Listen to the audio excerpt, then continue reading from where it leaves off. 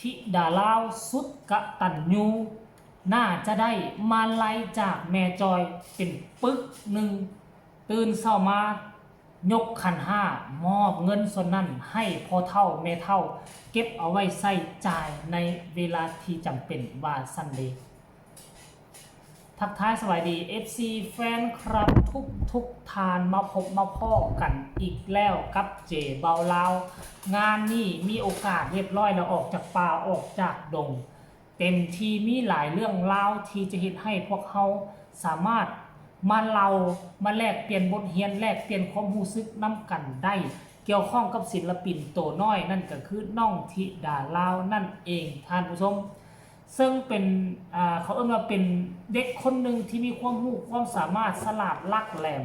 และเป็นคนหนึ่งที่มีไหวพริบดีจึงเห็นให้มี FC แฟนคลับหลายคนฮักหลายคนหอมอยู่คนละฟ้าก็ยังเดินทางมาหากันจนได้ถ้าผู้ใดได้เบิ่งคลิปมือเศร้านี่พวกเจ้าก็จะได้เห็นเนาะคลิปแม่จอยมอบของขวัญให้ก็เป็นสร้อยทองคำหรือว่าสายคอในภาษาลาว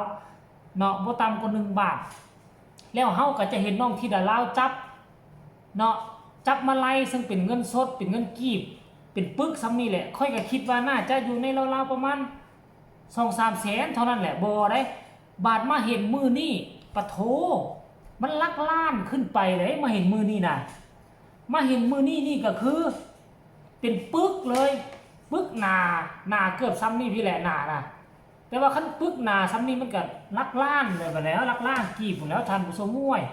แม่จอยคือว่าใจสปอร์ตแท้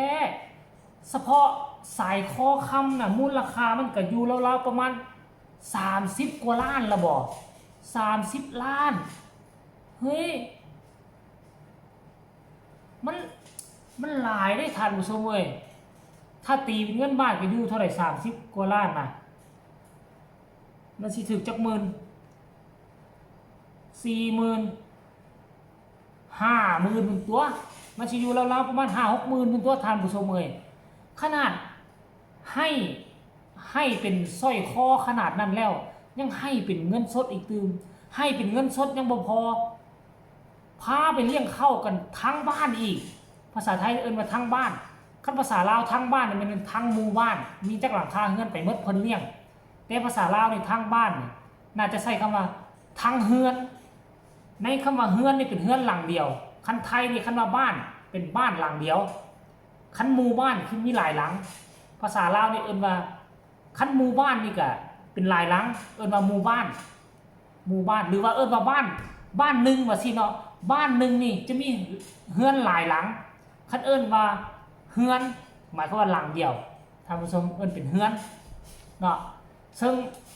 แม่จอยก็ใจดีไปเลี้ยงเกือบ10 กว่าคนแล้วสิ่งที่พวกเขาบ่คาดคิดบ่คาดฝันว่ามันจะได้เห็นนั่นก็คือตัวน้องธิดาลาวได้เงินมาไล่เป็นปึกนั่นมาตื่นเช้ามาแล้วก็ยังใส่ชุดนอนอยู่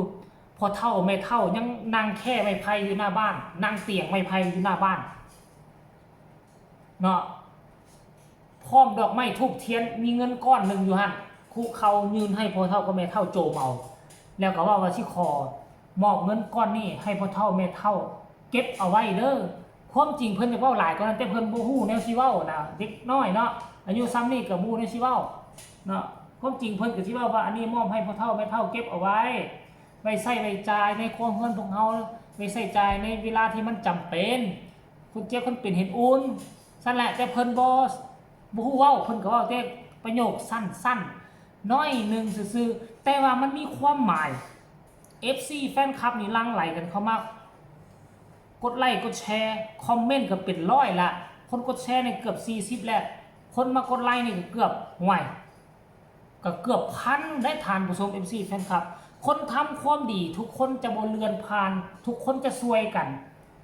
แชร์จะช่วยกันพักดันเนาะให้คนอื่นเห็นเอาเป็นแบบอย่างทานผู้ชมรายละเอียดให้ทุกคนไปส่งวินาทีน้องธิดาลาวมอบเงินก้อนโตให้กับพ่อเฒ่าแม่เฒ่าเก็บรักษาไว้ไปส้มพร้อมๆกันเลย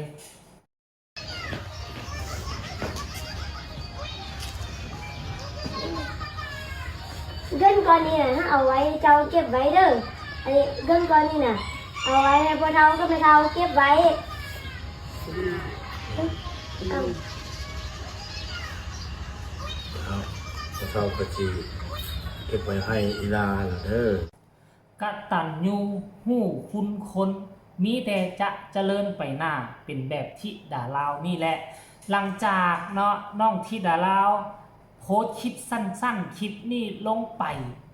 คนแรกที่มาเข้าคอมเมนต์นั่นก็คือแม่จอยผู้ที่มอบมาลัยให้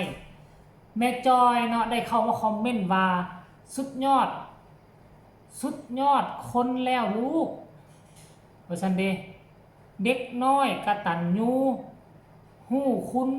อยู่ใส่เพิ่นก็ฮักว่าซั่นเด้คนนี้มาคอมเมนต์ว่าบ่ให้เพิ่นซื้อกินแน่บ่ล่ะฮ่าๆๆว่าซั่นเด้ความหมายที่ดาราก็เอาไว้ให้เพิ่นใช้เพิ่นจ่ายหั่นล่ะในโครงงานแหละแต่เพิ่นบ่ได้เว้าเนาะคนนี้มาคอมเมนต์ว่าธิดาลาวสุดยอดครับว่าซั่นสุดทอนั่นว่าซั่นเด้ผู้ต่อมาก็เป็นพี่น้องชาวลาวน่าฮักแท้ลูกว่าซั่นผู้นี้มาคอมเมนต์ว่าสุดยอดเลยน้องธิดาลาวว่าซั่นเด้สุดยอดเลยธิดาว่าซั่นเนาะคนต่อมาก็บอกว่าขอให้อีล่าเจริญดังไกลไปทั่วโลกค่ะว่าซั่นเด้ผู้ต่อมาก็บอกว่าลิงเอ้ยฮู้จักความแท้น้อว่าซั่นเด้ผู้นี้บอกว่าอย่าลืมหักพอผู้แม่เพิ่ง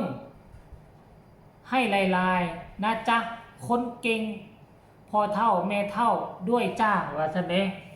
คอมเมนต์นี้เพิ่นบอกว่าเก็บไว้เก็บตังค์ไว้เที่ยวญี่ปุ่นว่าซั่นเด้เดี๋ยวก็เที่ยวญี่ปุ่นสิเห็นได้รอท่าเพิ่นอายุ16 17ปี18ปีบางทีจึงสิได้ไปเนาะคนนี้บอกว่าน่าฮักสุดๆลูกคอมเมนต์นี่ยาวแท้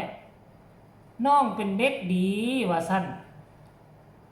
ได้ก็เพราะพอผู้แม่เพิ่งแม่เจี๊ยบและทุกคนที่ช่วย